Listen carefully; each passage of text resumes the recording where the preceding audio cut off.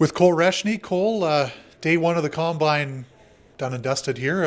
How was the first day for you? How does it feel to be here in Buffalo? Yeah, it was great. I mean, it's pretty sweet to come in here and get the opportunity to do this. But day one was good. It's busy, but it's a lot of fun. What's it like, I mean, from a player's perspective, to come in and have 32 NHL teams kind of all in a row here on the suite level at KeyBank Center? Is it a little bit daunting or is it exciting at the same time? Yeah, I think it's a little bit of both.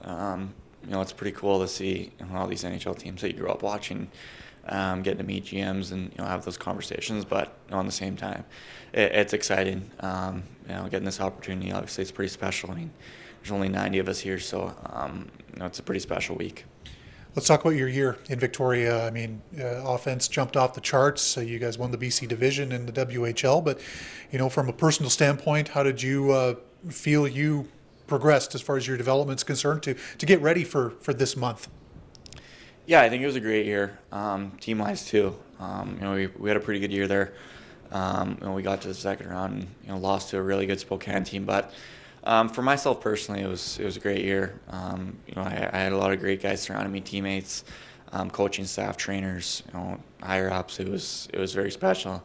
I mean, I've had two great years there, and I can't thank them enough for that. But it was a great year for me, and getting this opportunity to cap it off with this combine and the draft, it's pretty special. When you look ahead to the draft, June 27th, 28th, I mean, how long have you had those dates circled on your calendar, and who are you going to have with you, close to you, when the time comes down in LA? Yeah, for a long time I've had those dates circled. I mean, it's what we all work for, and it's what we all strive for a long time as young kids and young men. So it's going to be very special to me and my family. So all my family's coming out, close family, grandparents, all that. So it's going to be great. I can't wait to get to enjoy and spend those 2-3 days there with them in LA. So I can't wait. Is there going to be anybody left in Macklin, Saskatchewan that weekend? Who knows? It's a very small town, but it's my style and I love it. So pretty great town. For those who haven't seen you play, Cole, just give me a sense of what you like about your game, what you consider your strengths are, and areas that you're hoping to continue on with in terms of your development to move on to the next level.